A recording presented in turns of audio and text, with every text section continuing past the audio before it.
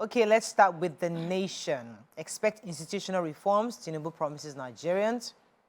INEC will be unwilling to pay exhibit certification fee. 90% of Siemens power equipment delivered, says federal government. EFCC writes outgoing governors. Ex-Methodist prelate Mbang dies at 86. Doctors strike, hospitals paralyzed in Lagos, Abuja, Calabar, others. Patients for evacuation. Okay.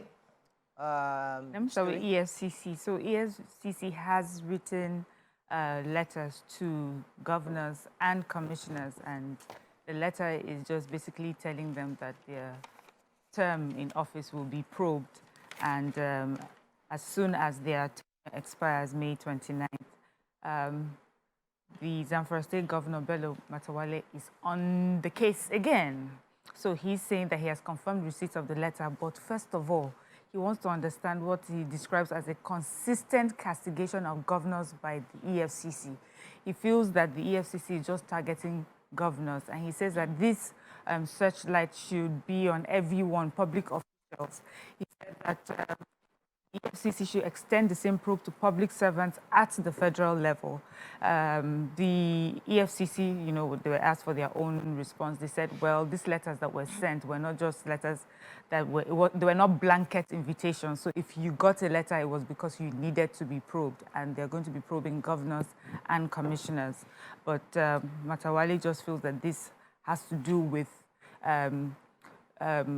like almost witch hunting governors, and he's also saying to the EFCC boss that even he has to step aside so he can be investigated for some allegations he named. He said that how he should explain, for instance, how he assumed the role of plaintiff, prosecutor, and jury, and how he has executed his brand of plea bargaining with suspected criminals and saboteurs of Nigerian economy and agenda, who instead of putting on trial, walking freely all over Nigeria, he just, you know, he made his own allegations towards the EFCC boss and says that one too should step aside and be probed. So we'll see how this goes. Seems that Matawale is terribly upset with a lot of people.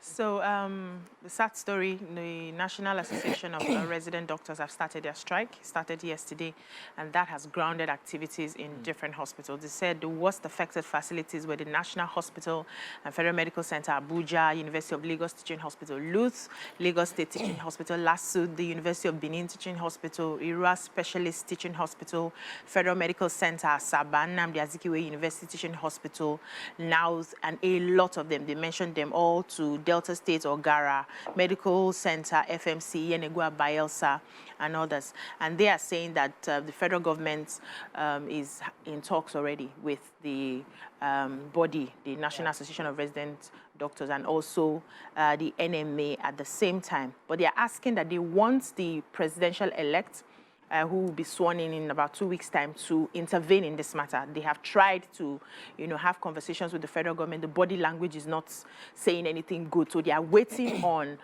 Bola Tinubu to wade into the matter. Probably will give them solution. In most of the hospitals, they are sending people away. They are not attending yet. It's really sad. All right, the phone call that shook Twitter yesterday, if you can recall, many were talking about it.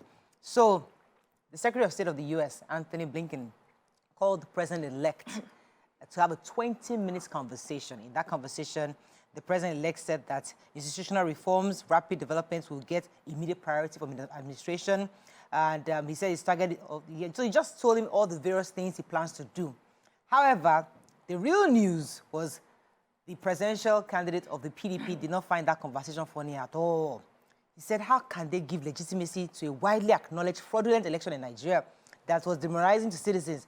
By Blinken calling the president-elect was totally uncalled for. You know, he was a contradiction to publicly stated position of the U.S. But guess what? Keyamo would not let that slide. He responded. Keyamo responded, no, Your Excellency, Abubakar Atiku. It is not a contradiction. The United States know you and Peter Obi are behaving like Donald Trump in America, refusing to accept your obvious defeat and relying on propaganda to deceive the world. They have your type in the U.S., so they understand the issues correctly. That was what was shaking Twitter yesterday. And these two sides, but you see, at the end of the day, we just need to come back and find that Nigeria was winning, no matter what we say. But it was just interesting to see the back and forth between Abubakar Atiku versus Keyamo and this one call that Blinken did to the president-elect. Everybody will be fine. They'll be fine at the end of the day. Moving on quickly now to the Punch. PDP Labour Party kick as U.S. Secretary of State calls Tinubu. I just took that story. Confusion as LP factions clash at tribunal. U.S. demands justice for slain consulate officials. Varsity admission with tears. Direct entry applicants jams rough at JAM office. Let me take that again. Direct entry applicants sleep rough at JAM office, yes. Minister carpets resident doctors as strike grounds hospitals. I regret backing Tambuwal to become speaker, says Bajabia Miller. 7 banks fined 1 billion naira for forex offences. And Matawale again urges EFCCs to pro-presidency officials, ministers. He's really trending, Matawale. Every day we'll take a story on Governor Matawale, the outgoing governor of Zamfara State. We never take salary. Okay, which story are we taking the Punch? The U.S. Has condemned the attack. Remember yesterday I took the story of the attack on the convoy of the U.S. consulate, and the United States is responding. The U.S. Secretary of State, Antony Blinken, has said in a statement, yesterday that they had heard about the attack, gave a breakdown of, the people that were involved. He says they had 9 Nigerian nationals, 5 employees of the U.S. mission to Nigeria, and 4 members of the Nigerian police force. They were traveling in advance of a planned visit by the U.S. mission personnel to a U.S.-funded flood response project in Anambra. They were on a good mission, and their lives were just taken like that. They said at least 4 members of the convoy were killed, and we know that they also went away with the others. And so, the U.S. saying that they are working with their counterparts here in Nigeria and the police here in Nigeria to make sure that those people are found and justice is served. Our president has also condoled with the family. He has expressed his sadness, and they're going to do everything possible to make sure that these people are fished out and those that have been kidnapped released. Truly a sad story, very painful. So let me take the JAM story. They said at about, Punch did a report on this, said at about 11:13 p.m. That happened on Thursday. They witnessed some students, about 18 years to 24 years, who were parading in the JAM office. Say a lot of them had their sweaters, they had cartons, they had wrappers that they were going to use to sleep there. And some of them have been sleeping there for a few days. And what has happened was, they were supposed to start registering for the direct entry in February, but it was cancelled for, some reasons. And then they restarted it again in March. And now they're not able to take in a lot of people to register. The days have elapsed. I think they were supposed to round up that registration for direct entry on the 13th of May. So there's been this crowd of people and students who are trying to get admission through their direct entry, and JAMB is not able to attend to all of them. They are saying that they used to do this online before, but JAMB is insisting that they come do it manually because they need to get their biometrics. But this could have been resolved if they had stuck to doing it online. And a lot of them are coming from out of state, some from Ikorodu, different parts of Ogun State, and they can't just keep going back. Some will come, sleep a few days, and then go back and come back, and they're spending a lot of money for transportation. But Puncha reached out to the JAMB, one of the JAMB officials, and they said, they are not aware that people are sleeping there. But this is a report that has been done. I think they need to extend the time so that they can take in a lot of people. They said some people are even coming with their parents. JAMB is not attending to them. They're not able to get through and all of that. Okay, let's go on a quick break. When we come back, we'll continue with our review. Stay with us. We'll be right back. Thanks for staying with us. All right, so I was going to take the confusion at the Labour Party factions clash at the tribunal. So let me just summarize the best I can. So what happened was that they appeared in court. If you recall back, we had the Federal High Court judgment that suspended the Abure faction of the LP. So there are 2 factions, the Apapa faction, that's the Bashir Apapa, and then the Julius Abure faction. Now, the High Court in Abuja had suspended the Abure faction of the national chairman of the LP party. However, when the tribunal started for the proceedings for Peter Obi and others, when they called them, both factions appeared in court. Now, the judge didn't want any wahala. He just said, I'm not going to recognize any faction in this my court. So the only person who was willing to recognize was Peter Obi, the petitioner. So Peter Obi stood up to acknowledge that, yes, I am here. And then he was followed by their woman leader, one of the I can't remember her name right now. So as they were writing her name down, the Ababa faction stood up and said, I must be acknowledged, I'm here. And the judge said, I thought I said that we're not acknowledging any. That's how everybody, the whole thing, scatter, everything, cut. And then started chanting insult, pulling his clothes, and the whole, that's how the fight started, though. The two factions. I don't understand. We will ask, anyway, let's say it's not a, leave it. Let's move on. Daily Sun. Okay, Blinken, U.S. Secretary of State speaks with Tinubu.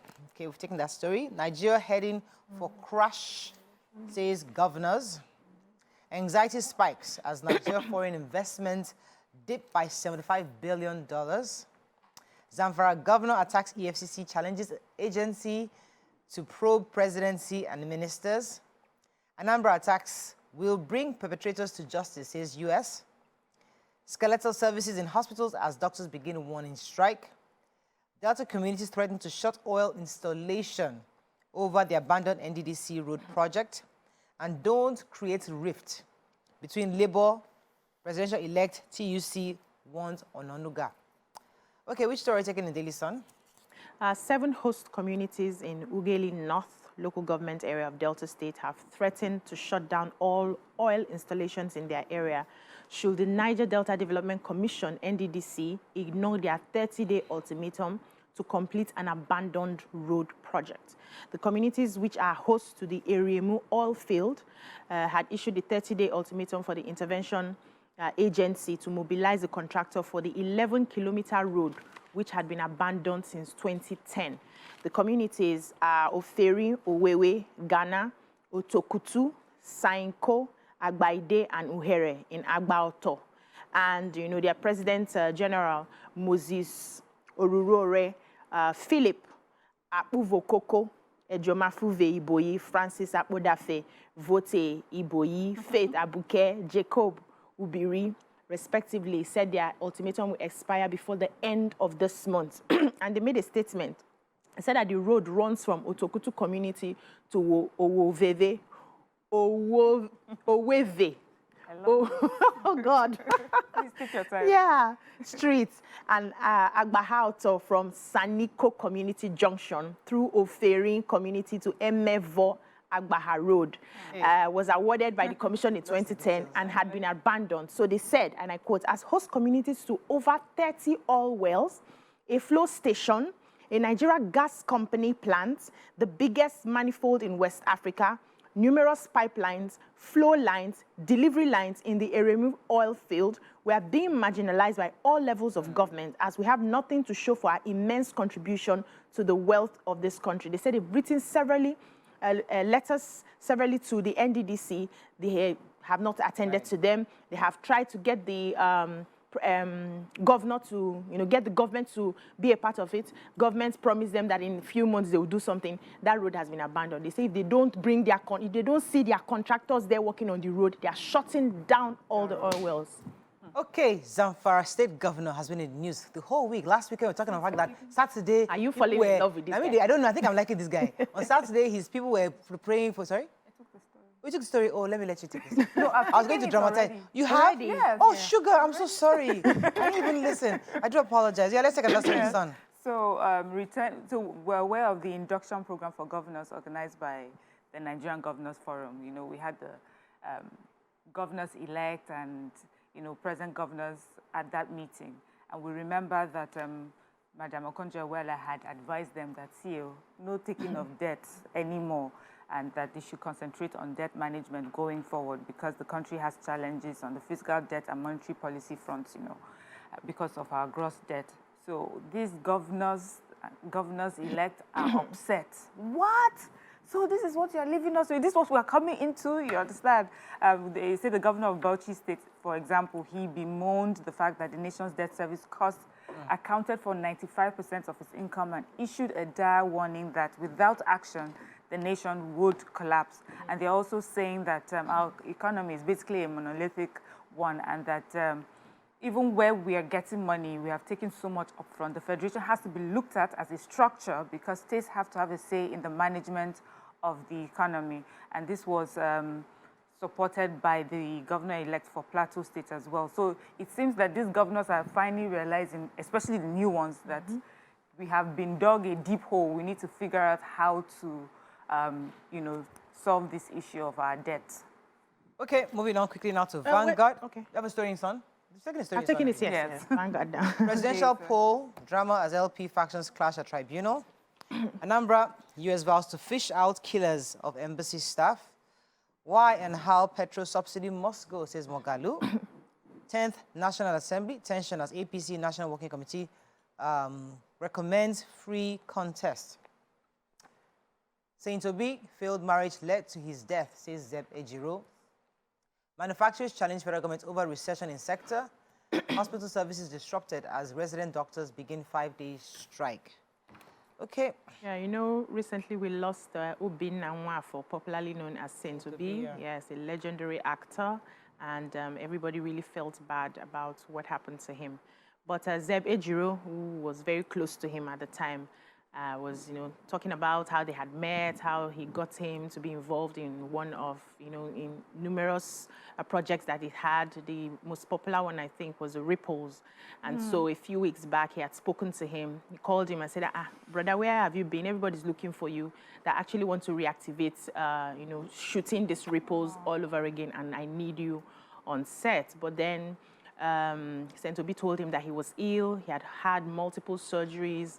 And so he promised, Zeb Ejiro promised to call him back, you know, later on. And before that could happen, he heard the news that he had died. And so he went ahead as well to say that one of the things he thinks is responsible for his death is the fact that his family had, they had gone apart. You know, he was married in, I think, 2006. They had 3 kids, and he kept complaining that his family members, his wife's family members were stressing him. They were disrespecting him. They saw him as a gold digger. They would insult him publicly in presence of his wife. His wife would not be able to defend him, and that Saint Obi is a family man who likes to be with his children. So when this separated, it really took a toll on him. He was feeling really sad about that, and that could have contributed to why he died. It's just very... Okay, so Kingsley Moghalu, many of us knew he was also a presidential aspirant at some point. He was also the former, I think, deputy CBN governor at the time. He said very clearly that subsidy must be removed, and I'm happy that more of these technocrats are speaking up right now, because when NLC starts carrying their placard, these people hopefully will come out and say, we cannot continue to sustain subsidy payments. According to him, he said that for Nigeria to exit from the national fiscal crisis, create prosperity for its citizens, fulfill its obligations, we cannot continue to use that drain pipe subsidy to drain the Nigerians. According to him, there is no good time to do it. Postponing the evil day is not going to solve the problem. He was saying specifically, there was something he said that really caught my attention. He said for Nigeria, he had said that there are 4, that we have been locked here. He said, we have been locked in a battle between economic rationality and superstition of petrol subsidy for 4 main reasons, one of which was our literacy rate, and a few others. He also mentioned the issue of the governmental failures and quite a number of other things. But it's an interesting article because, as I said, it's always good to see people like this speak out concerning the issue of subsidy, because when that time comes, it's always government against labor. Others just keep mum. And it's important that we need to all put our hands together, because even the president-elect has said he will remove it too. I don't know what labor wants to do. Anyway, let's move on to another paper, the Nigerian Tribune. Let's find a story we've not taken. FEC okays $4.7 billion port development in Ondo, Lagos, and Delta. Sunday Mbang, former Methodist prelate, dies at 86. 2,530 Nigerians PCAs lack required skilled birth attendants. Plateau killings, death toll hits 85. 57 victims get mass burial. Yeah. Okay, let me take the Plateau story. So this is an update. I took the story yesterday where we heard that bandits had gone into the community in Mangu local government. And as of yesterday, the number was at 23 deaths, but today we're hearing that the number has risen to 85. Sadly, they've had to do mass burial for about 57 of the victims. And remember also the few people that are still missing that security operatives are on, looking out for. But from the security operatives, what we've heard so far is that 5 suspects have been arrested. Some exhibits that include AK-47 and other weapons were recovered. The Police State Command, in collaboration with MOPOS, NSCDC, and Operation Rainbow have all been mobilized, around those communities. They have a lot of the displaced people staying in some other communities around there, the council headquarters, palaces of district heads. The people in the community are just saying this is just getting too much. In spite of security presence, in spite of investigations when it happens, this is just happening too frequently. I mean, this is huge. This is sad that over 85 people have been killed by unknown headers, bandits that just walk into people's communities, shoot, kill them, burnt their houses, destroyed their farms, their food, women and children all gone. Please, we really need to find who these people are. Enough is enough. Really, really, really serious, sir. We have to wrap up, but let me just take Guardian, final paper. Battle in states as 18 ministers lobby Tinubu to retain portfolio. That's the only story that's not been taken here.